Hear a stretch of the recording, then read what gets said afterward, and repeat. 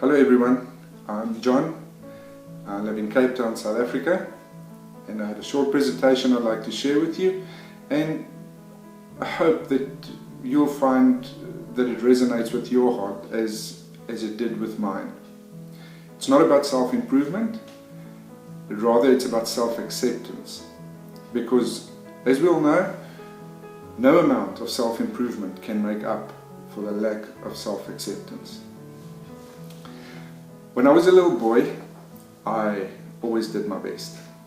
I gave my best, I played my best, and I laughed my best. And you know what? My best was good enough for me. And it was good enough for everyone around me. And everyone loved me. And you know, I grew up in a loving family, peaceful environment, and life was just great. And then something happened. I started growing up, and as I grew up, I lost my best. Slowly but surely, it faded away, and I started doing his best and her best and their best. And you know, all these dreams I had as a little boy, the dreams that were spectacular, everything was gone. And all the dreams I now had was based on the approval of others. And this behavior kept on for a very, very long time. And as I grew up, I lost what I'd like to refer to as my Johnness. And you know what? That is so sad. It's so sad to lose something that is so precious. And yes, you don't know what you've lost until it's gone. But that was until divine intervention in my life. This lesson I was taught a couple of years ago, probably the greatest lesson that I've ever learned in my life. And the message seated in this lesson said to me, I am enough. John, you are enough.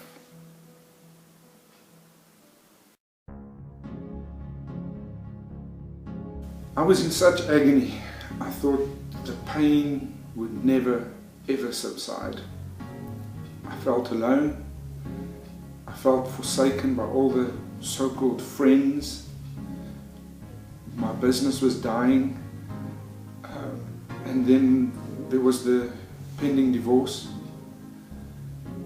You know, I started spending time reading and questioning and trying to find ways to improve myself, to improve who I had become. But you know what? I learned that you cannot improve on a self that you don't even know. I had become this conditioned self, relishing on a diet of victimization and self-pity. Nothing was my fault. Everyone else was to blame. It really wasn't me. And that was my thought process all the time. Who had I become? This person afraid of rejection, afraid of loneliness, needing approval all the time. And then, you know what, one day I decided I need to get honest. And I need to take some responsibility for where I find myself. Because the thing is, my world and my conditions were of my own making. It was my own thought patterns. No one forced me, no one held a gun to my head.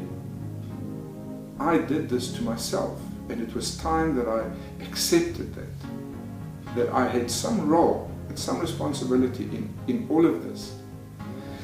And you know what? I realized that I had departed from that perfect me many, many, many years ago.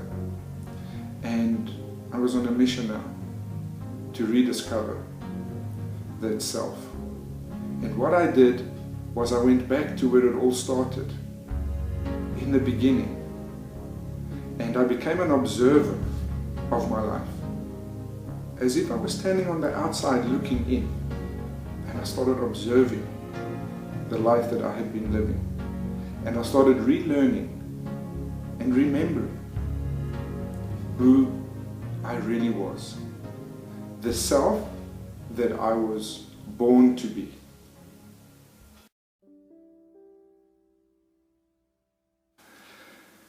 You know, there's this story about a man who found great difficulty in relating to others, socially not very adept. And he was approached by a group of people one day to inquire, you know, why are you struggling? What is the problem? Maybe we can help. And you know what he said to them? He said, I am afraid to show you who I really am. Because if I did that and you didn't like me, I'd be in trouble. Because this is all I have. And you know, too many times we are afraid to be ourselves, thinking that we need to be approved by someone or something outside of ourselves.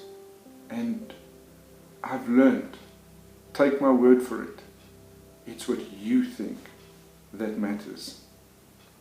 I knew the time had come for me to surrender. That was the one word that played a big role in me learning this lesson. I needed to surrender, all right? And if I was going to make progress in getting out of the hellish hole that I had found myself in, I knew I would have to let go. Let go of this conditioned person that I'd become. You know, to surrender it's not the same as giving up. I wasn't giving up on my life. I wasn't giving up on my purpose. But I was going to surrender this conditioned person that I had become to a power greater than me. And I know that this power should be a leader in your life. Your intuition will show you. So what I did was I started creating space in my life, a space for preparation, a space for opportunity. And I created a space for divine whispers. When this divine power that rules us all, that rules over everything and that is in everything and is everything, speaks to you through your intuition, pay attention. And I knew that that was what I was going to do. You know, I had done everything possible. I'm a pretty intelligent guy. I did everything possible that I knew how. And I realized it'll never be enough. It'll never be enough. Until I have made peace and come to full self-acceptance, I would never make progress. And I needed to surrender what wasn't good in my life. So yes, I laid down that conditioned self. And I knew that everything that I needed to live my purpose in this life was already in me. It's been in me since birth. I've always had it. I've just ignored it for so long. And what I was going to do now was I was going to go forward in my life with this knowing what my purpose is. And that is how I'm going to live my life.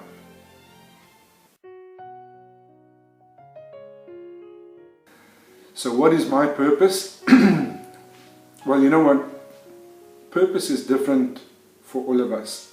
We all have a different purpose in this life. That is why we are all unique. We all have our special talents and our special strengths that we can bring to this world. I needed to find out my purpose in a hurry because I was ready now. I was ready for this. But I had to go back a long way to figure out what this was. Because you know, our purpose is placed in our hearts at birth. And I needed to go all the way back to figure out what this purpose is.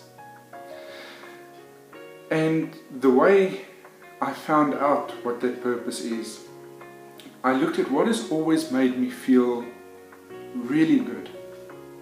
Something that I do, something of service to my community, to others, to myself. And you know what? I've always loved to help people, to help others. And I found this out because if I looked at my life, the times that things have really meant something to me, where I've been really, really happy, was the times when I had been helping others. And you know what? It's a thread. It's a thread in your life. It's a thread in everyone's life. Those same moments, if you look back at all the ages that you've ever been, that thread, that part of who you really are and what it is that makes you tick, it's always been there. Go back, become the observer, and have a look at what those moments were in your life.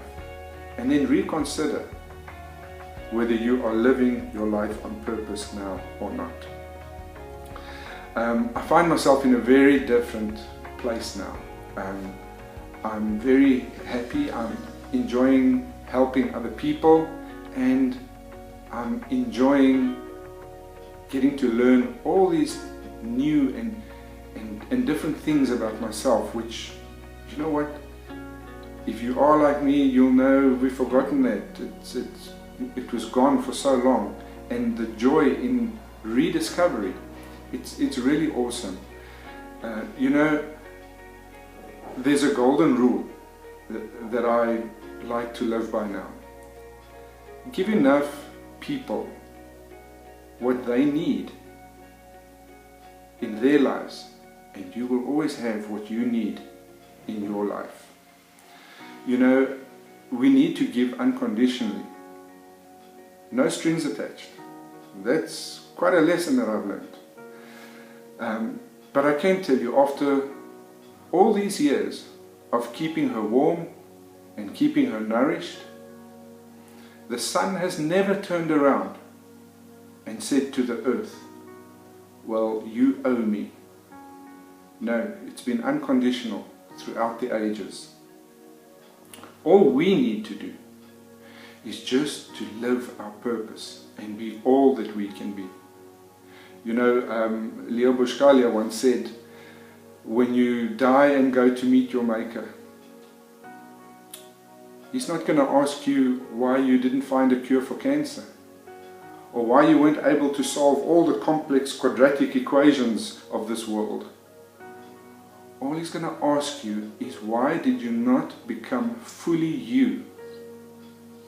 When I gave you so much, why did you settle for so little? So let's take a lesson from this. Let's not settle for such a little. We are unique, and we have these hidden strengths that we don't even realize we have. Allow yourself to start living on purpose, because you haven't lived until you're on purpose.